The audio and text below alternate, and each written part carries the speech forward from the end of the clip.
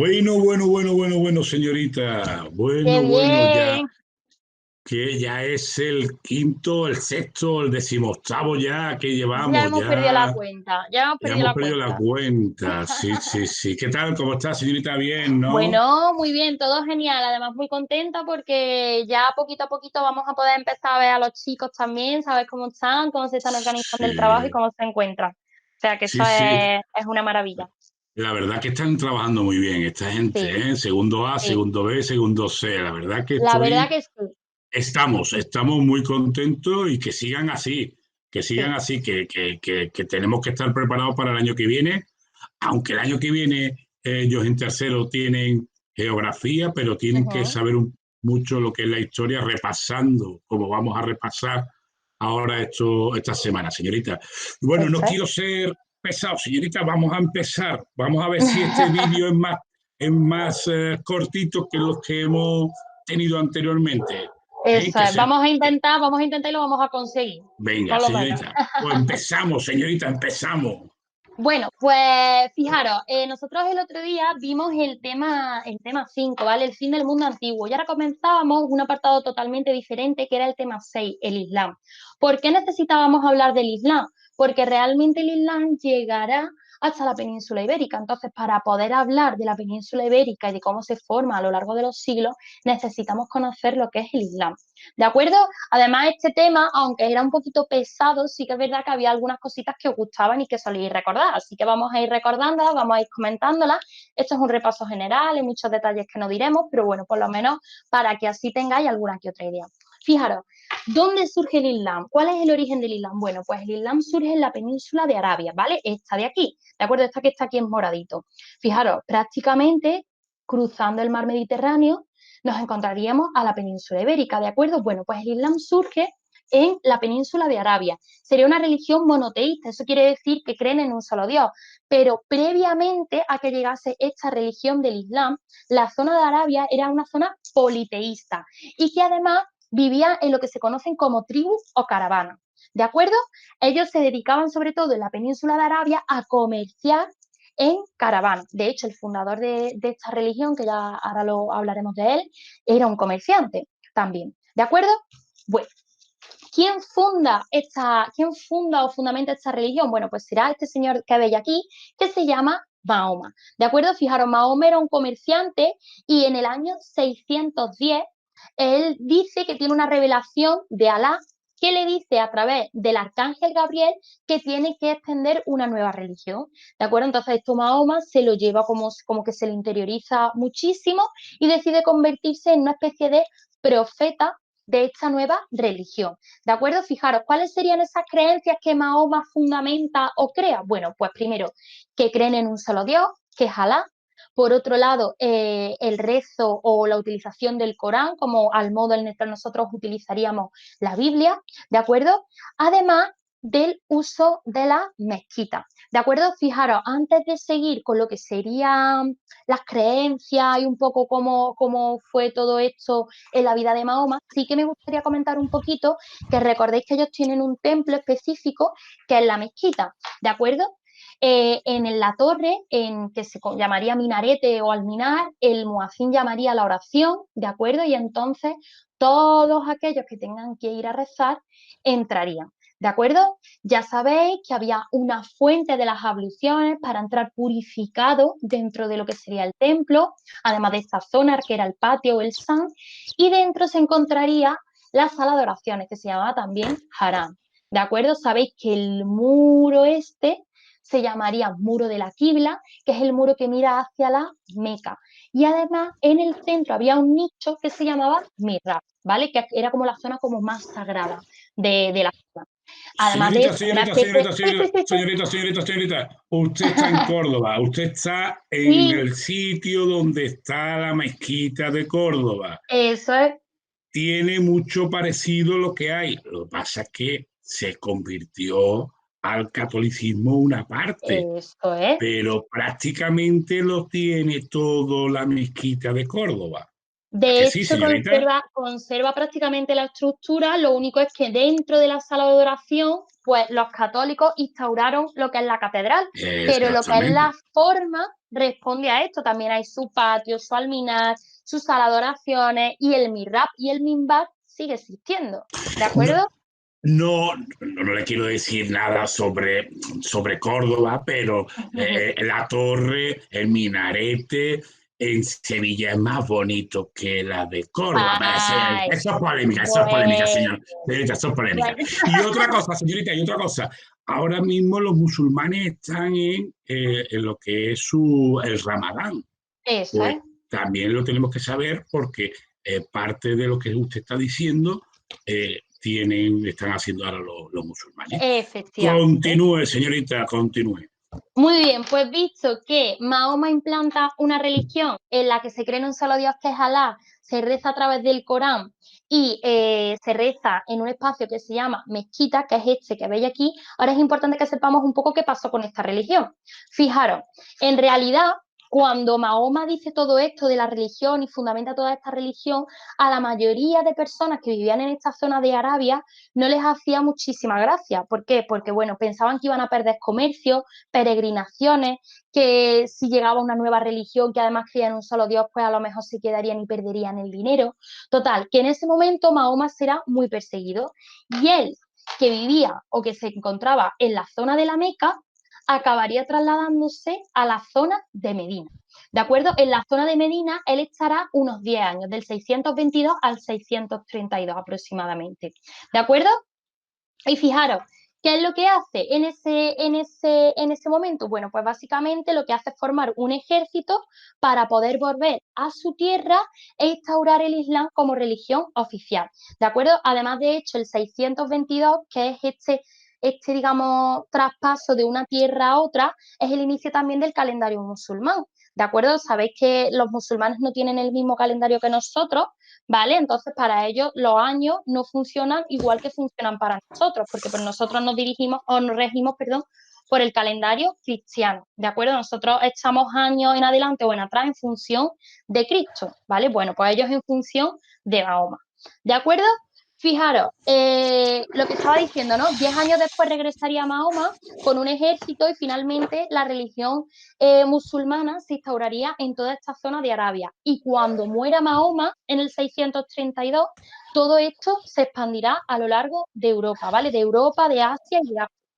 Fijaros, es importante que sepáis que esta huida que hace Mahoma se llama también la Égira, ¿de acuerdo? Se llama la Égira, ¿de acuerdo? Bueno, fijaros, ¿cuáles serían los 5 pilares? Señorita, perdone, ¿puede repetir? Es que se ha quedado un poquito colgado. Uh-huh. La última parte, es que la última parte no ha salido bien. Puede, Vale, antes de la égera. vale, sí, fijaros, básicamente ese traslado que hace Mahoma de, digamos, la Meca a Medina, ¿vale? Ese viaje que él hace durante 10 años para intentar instaurar el Islam en toda esta zona de aquí, se llama Égira, ¿de acuerdo? Es la escapada que hace Mahoma desde la Meca hacia Medina. 10 años después regresará a su tierra y con un gran ejército conseguirá islamizar toda esta zona. ¿De acuerdo? Muy bien, señorita, muy Bueno, bien. decíamos, ¿cuáles son los 5 pilares del Islam? Que estos muchos lo sabéis, además os suelen gustar bastante. Bueno, pues tenemos por un lado la profesión de fe, es decir, lo que viene siendo pues rezar 5 veces al día, ¿de acuerdo? Por otro lado, perdón, esa es la oración. La profesión de fe sería creer en un Dios y solo en un Dios que sería Alá, ¿de acuerdo? La profesión de fe sería creer en un solo Dios que sería Alá. La oración, pues la oración de 5 veces al día, intentando siempre estar orientado hacia la Meca, ¿de acuerdo? Y con sus rezos correspondientes. Además de eso, ahora como bien ha dicho don Jorge, ¿no? Pues también el ayuno importantísimo durante el mes del Ramadán, ¿de acuerdo? Además, también tienen que pagar una especie de impuesto que se llama el zakat, ¿de acuerdo? Ellos lo consideran una especie de limosna, ¿vale? Porque realmente, aunque se diga que es obligatorio, ellos lo hacen con gusto, ¿vale? Pues esta limosna obligatoria o este tipo de impuesto que ellos tienen que pagar se llama zakat. Y por último, peregrinar, aunque sea una vez en la vida, a la Meca, ¿de acuerdo? Que sería como la ciudad sagrada en la que ellos se encontrarían. Bueno, pues fijaros, Si veis esta parte naranjita un poquito más oscura, esta sería la zona que estaba ya islamizada antes de la muerte de Mahoma. Cuando Mahoma muere, le sucederán unos personajes que se llaman los califas. Bueno, pues estos califas se expandirán, si lo veis, por todas estas zonas naranjitas, ¿de acuerdo? Hasta ahí llegarán. Los musulmanes llegarán a un montón de lugares y a un montón de confines de la tierra. Y la pregunta del millón, ¿cuáles son las causas de que los musulmanes consigan conquistar rápidamente una vez que muere Mahoma? Bueno, fijaros, en un primer momento por la debilidad tanto del imperio bizantino como del imperio persa, ¿de acuerdo? Donde veis Persia y imperio bizantino eran un poquito débiles y los musulmanes eran un poquito más fuertes, entonces consiguieron conquistar esta zona de aquí. Además de eso, sometieron a la gente a la que conquistaban a pactos de conquista. ¿De acuerdo? Sabéis que los pactos de conquista era bueno, pues te puedes quedar aquí si pagas un impuesto y te conviertes a la religión, y si no te conviertes a la religión, pues atenta a las consecuencias. ¿De acuerdo? A veces dejaban que la gente siguiese llevando su religión siempre y cuando se le pagase un impuesto alto por mantenerlo. ¿De acuerdo? Además de eso, pues todos los beneficios económicos que tenía expandirse por prácticamente 3 continentes. ¿De acuerdo? Y además de eso, pues la necesidad o la motivación que tenían por expandirse a lo largo del mundo. ¿Vale? ¿Por qué? Porque además a Mahoma lo que se le había dicho era que esta religión tenía que expandirse por todo el mundo. ¿Vale? Bueno, vamos rapidito, o sea, ya mismo vamos a acabar, ¿de acuerdo? Fijaros, pero ¿cómo se organizaba el imperio islámico una vez que muere, una vez que fallece Mahoma? Bueno, pues una vez que fallece Mahoma, perdón, el máximo representante será el califa, ¿de acuerdo? Que será la máxima autoridad política y religiosa. El califa será como un descendiente divino de Dios, ¿de acuerdo? Y él será como el que tenga todas las respuestas ante, pues yo qué sé, si quieren expandirse, si quieren conquistar o lo que sea. Además de eso, el califa no podía administrar todo este territorio, ¿de acuerdo? ¿Qué es lo que hicieron? Bueno, pues contaron con la ayuda de varios visires, ¿vale? Que serían como los primeros ministros, ¿vale? Como una especie de, digamos, presidentes, ¿de acuerdo? Y ellos se encargarían de administrar el territorio, ¿vale? Cerca del califa, por supuesto. Además, como el visir no podía controlar todo el territorio que le concedían, también se apoyaba en otra figura, que sería el emir, ¿vale? El emir sería como lo que nosotros conocemos como una especie de alcalde, vamos a decir, ¿vale? Y además de esto, pues tendríamos al cadí, que sería el juez, y al diwan, que sería el tesorero real, ¿de acuerdo? Así es como se organizarían un poquito, digamos, políticamente en el imperio islámico, ¿de acuerdo? Bueno, visto esto, nos queda muy poquito porque nos queda por ver lo que sería la economía y la sociedad y las ciudades. ¿De acuerdo? Fijaros, en cuanto a la economía y la sociedad, ¿de qué vivían? ¿De qué vivían en el Imperio Islámico? Bueno, pues ellos vivían tanto de la agricultura, de la ganadería, la artesanía como el comercio. ¿De acuerdo? Fijaros, en un primer momento de la agricultura, bueno, pues intentaron innovar en las técnicas de cultivo e incluso innovaron en los productos que cultivar, ¿vale? Pues por ejemplo, como arroz, cítricos, perdón, albaricoque, etcétera, etcétera. Además de eso, de la agricultura, también mejoraron en la ganadería. Criaron caballos, dromedarios, ovejas. Sobre todo les interesaba muchísimo el tema de la cría de caballos. ¿Por qué? Porque les servían para la guerra. ¿De acuerdo? Además de eso, también tenían la artesanía, que se hacía en mercados, que eran mercados locales y que exportaban pues sus productos, ¿vale? Desde telas, que lo más común que los musulmanes exportaran eran las telas, pues desde las telas hasta cualquier otro producto que ellos considerasen. Además de eso, que tenían también lo que es el comercio, ¿vale? ¿Cómo comerciaban ellos? Bueno, pues ellos comerciaban con 2 tipos de moneda. La moneda de oro, que era el dinar, y la moneda de plata, que era el dirham, ¿de acuerdo? Además de todo esto, consiguieron hacerse o afianzarse gracias a todo este mapa, pues con grandes rutas comerciales a lo largo del mar Mediterráneo. ¿De acuerdo? Señorita, Sí, ¿cómo usted ese mapa?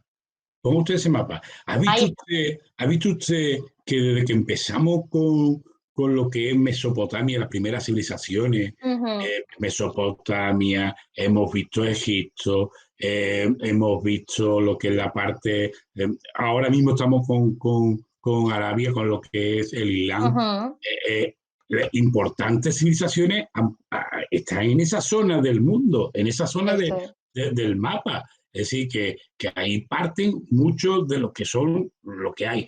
Ha estado hablando usted del comercio. Ujú. Se daba en Mesopotamia ya los hebreos, los fenicios, toda esa zona eh, tiene mucha importancia, ¿no? Porque se cogen todo el comercio, la agricultura, la ganadería, la artesanía, todo ese tipo de cosas.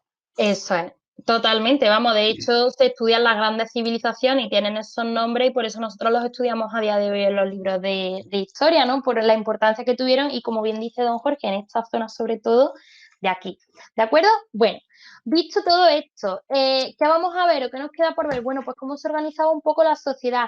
Tened en cuenta que para los musulmanes es muy importante el lugar o tu lugar de procedencia, ¿de acuerdo? Si tú no eres musulmán, es difícil que tú llegues a un rango importante dentro de la sociedad, ¿vale? Tenéis que entender que no es lo mismo ser musulmán que ser árabe, es decir, árabe es aquel que proviene de la península de Arabia o la península arábiga. Musulmán puedo ser yo, que no soy de la península de Arabia, pero creo en las mismas convicciones, ¿de acuerdo? Es como la diferencia entre español o cristiano. Se pueden ser las dos cosas, se puede ser solo una. ¿De acuerdo? Entonces es importante que sepáis que para ello era muy importante el lugar de procedencia. ¿Quiénes estaban en los altos cargos? Pues sobre todo musulmanes que eran de la península arábiga o, bueno, de la zona de Siria también, ¿vale? Y eran los políticos y los grandes señores.